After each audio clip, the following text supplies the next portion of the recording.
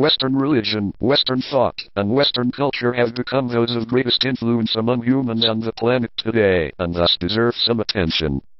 The religion of Western civilization is that of the Judeo-Christian Islam tradition.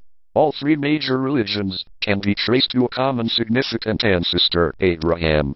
According to the story, God spoke to Abraham and made a covenant with him that his descendants would become a great nation and would be favored by God.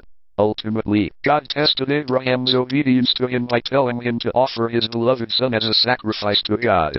Abraham obeyed the command and was on the verge of killing his son, but an angel of God stopped him at the last moment and Abraham killed a ram instead.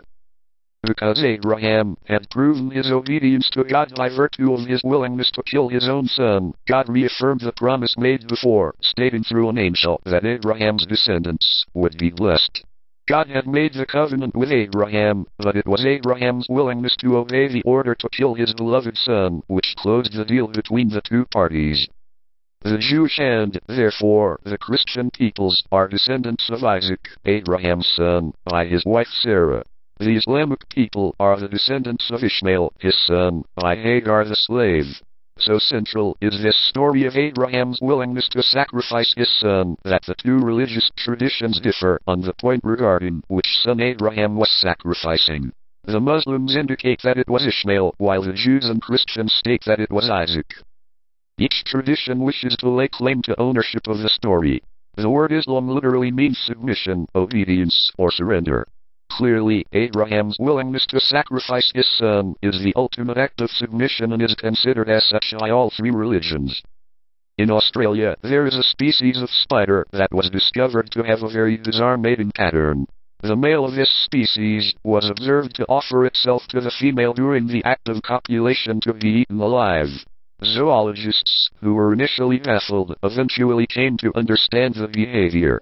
In the wild, the likelihood of a male of this species encountering a female is quite low, and therefore, the opportunity to copulate and replicate one's genetic material probably occurs once in a lifetime. If a male can entice the female to devour him during copulation, the male, who is much smaller than the female in this species, can get the opportunity to have a longer period of copulation while he is being devoured by her. As a result, he will have additional time to insert more of his sperm into her and, therefore, can enhance the odds of his, and not some other male sperm, going forward into the future. This tiny, small-brained creature goes to this length to follow the most fundamental rule of life, essentially committing suicide to ensure its genetic material's self-replication. In contrast, we have Abraham, the hero of Western religious tradition, willingly taking his son to be slaughtered and burned. He was being asked to and agreed to violate the most basic rule of life in order to submit to the command of his God, in order to become the favored one of this God. His 4-billion-year-old basic genetic program was subverted, as was every loyalty to life and nature. He effectively became a non-living creature, a form of anti-life. Abraham, the animal, turned against every element of his animality and became a monster. To become a member of the Judeo-Christian Muslim club, it is implicit that you must be prepared to kill your own innocent children to obey your God. You must be prepared to pass the initiation test. When Abraham obeyed the command, he rejected life. Once you have passed this test, you will be capable of all other forms of atrocities against the life within and around you. The resultant deadness and overwhelming destructiveness of the Judeo-Christian Muslim world makes sense when one understands its reverence of Abraham and his obedience. The turning against life, which began in the diseased mind of Abraham, plays itself out inevitably in the betrayal of generations of parents of their offspring. His climb up the mountain inexorably leads to the inferno of the past century. There are two important levels to the implications of the story of Abraham. The first is that of submission and its implications. Turning human animals against their genetic program is essential in their domestication process. It represents the breaking of their wild animal spirit so that they can be effectively used by their domesticators. Once they have indicated that they will kill their children to obey the master, it shows that they have abandoned the internal agenda and are ready for whatever task the master needs them to fulfill. In addition, the betrayal of allegiance to that which is within oneself facilitates the successful creation of the impersonal world of a large society, where one perceives oneself as simply a cog in a large collective. The power of the master is directly proportional to the size of this collective and the loyalty of each cog to the whole group. The second level of implications relates to the anti-life agenda itself and its results. The masters of civilization have chosen power and gold as being of higher value than life itself. In order to have their domesticated humans enable them to achieve their objectives, it is helpful that these creatures be not only submissive but also affirming values necessary to achieve these ends. It is extremely interesting that the mindset that Abraham started has, in fact, proven to be very effective in achieving dominance among the human species. The anti-life philosophy of Western religion and culture is paradoxically empowering.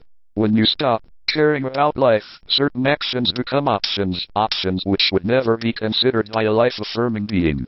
Creating this deadness within oneself gives one a tactical advantage to overwhelm alive, feeling creatures.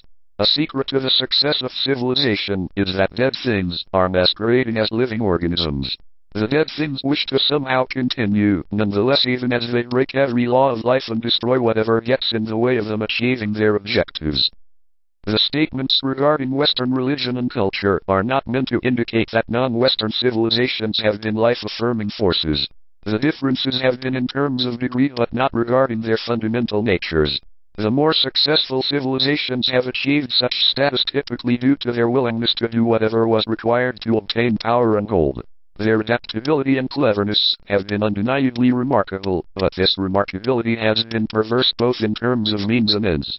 Non-Western civilizations have simply been less effective forms of the same monstrosity. The challenge to the civilized creatures is how to continue their agenda of conquest within the constructs of their animal bodies. Despite their apparent success, both in terms of numbers and dominance, they must rely more and more on their coping mechanisms, both internal and external, to maintain their anesthetized state while continuing to be functional. The more they destroy their natural base and violate their internal genetic programs, the more vulnerable they become to personal and mass destruction. For most, having bought into the anti-life agenda completely, the solution is to further manipulate the interior and exterior environments.